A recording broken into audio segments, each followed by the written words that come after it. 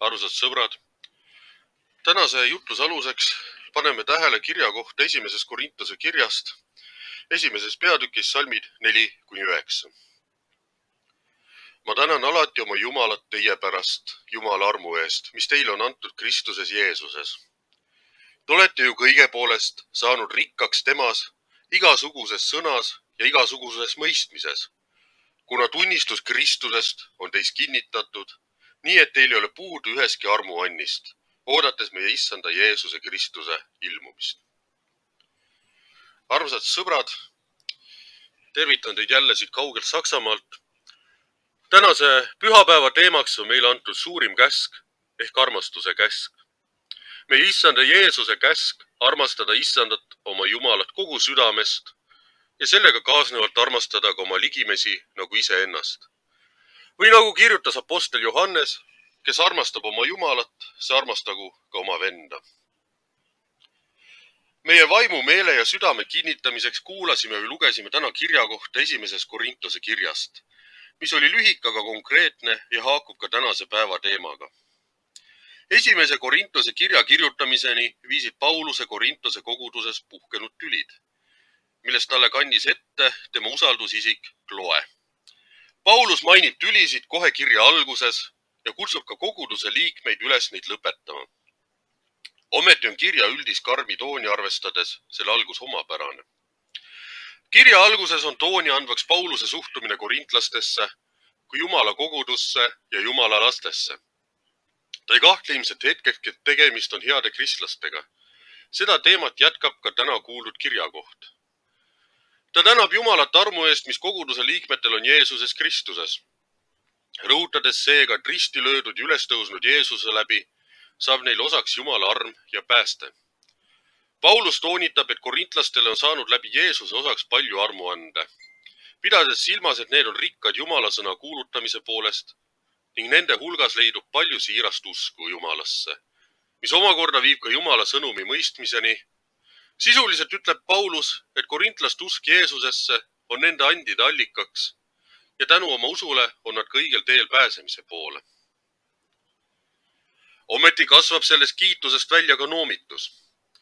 Pauluse sõnum on, et kuigi korintlased on oma usus siirad ja tänu sellele ohtrate Jumala andidega õnnistatud, ei tohi nad sellepärast ennast teistest paremaks pidada. See on oluline sõnum. Hoolimata kõigest heast, mis neile osaks on saanud, kipuvad korintlased ikkagi tülitsema ja kiitlema ning Paulus rõhutab, et mingil juhul ei tohi Jumala rohked annid viia neid enesekiituseni, tülideni ja enese teistest paremaks pidamiseni.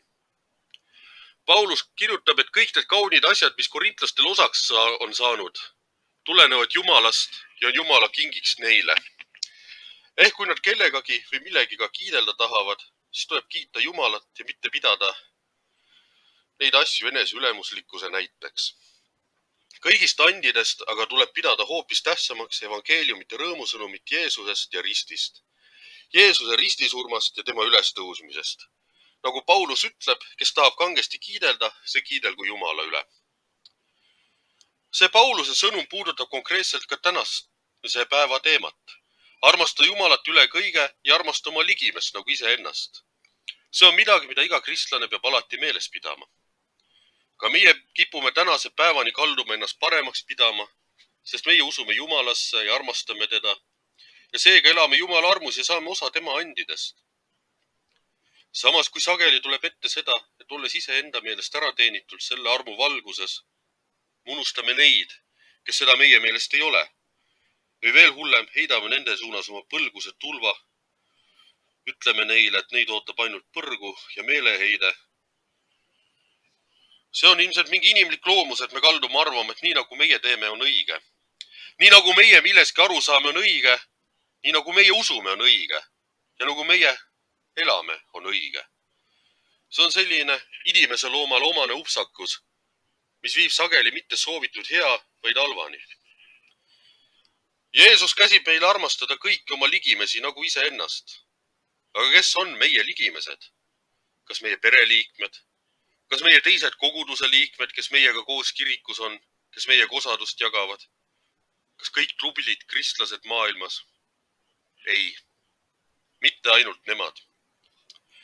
Ligimesed on meie jaoks kõik inimesed kogu maailmas, iga viimane kui üks.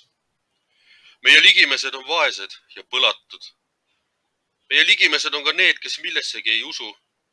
Need, kes teevad kurja tegusid, peavad sõdu, tapavad. Ei ela absoluutselt nii, nagu meie meelest hea inimene elama peaks. Kõik nad on meie ligimesed ja just see teebki selle armastamise ülesande raskeks. Lihtne on armastada ja hoida kedagi, kes on sinuga sarnane, kes elab samade tõdede järgi ja usub samadesse asjadesse. Palju raskem, peaaegu et võimatu on armastada kedagi, kes neid tõdesid ei jälgi, neist ei hooli või hoopis sulle endale kurja teeb. Ometi, sõbrad, meie elu aluseks on meie usk Jumalasse, meie päästjasse. See on usk, mis meie usuisa Martin Luteri sõnul on aluseks meie pääsemisele Jumala riiki. Las see usk juhib meid sellel käänulisel teel.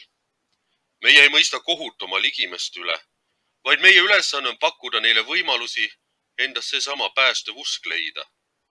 Ka meie ise pole keegi patuta. Keegi meist ei saa pidada ennast nii pühaks, nii õiglaseks, nii õigeks, et võiks olla see, kes viskab esimese kivi.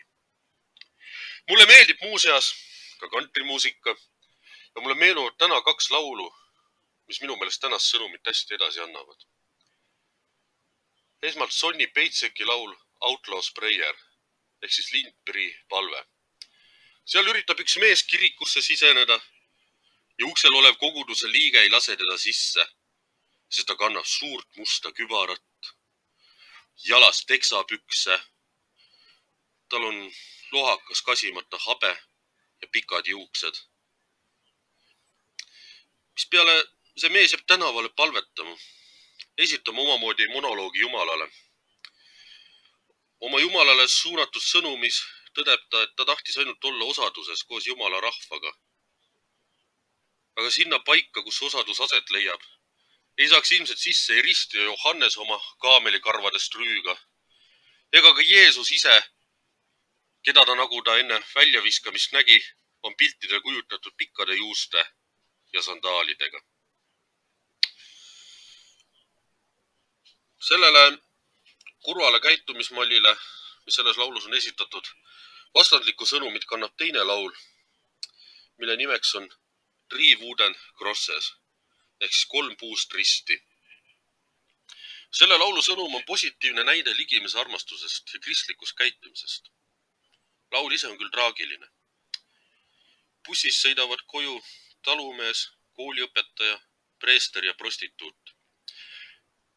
Ning bussile sõidab külje peal sisse suur veoauto. 3 inimest neist 4 saavad surma ja neid jäävad mälestama 3 puust risti tee ääres.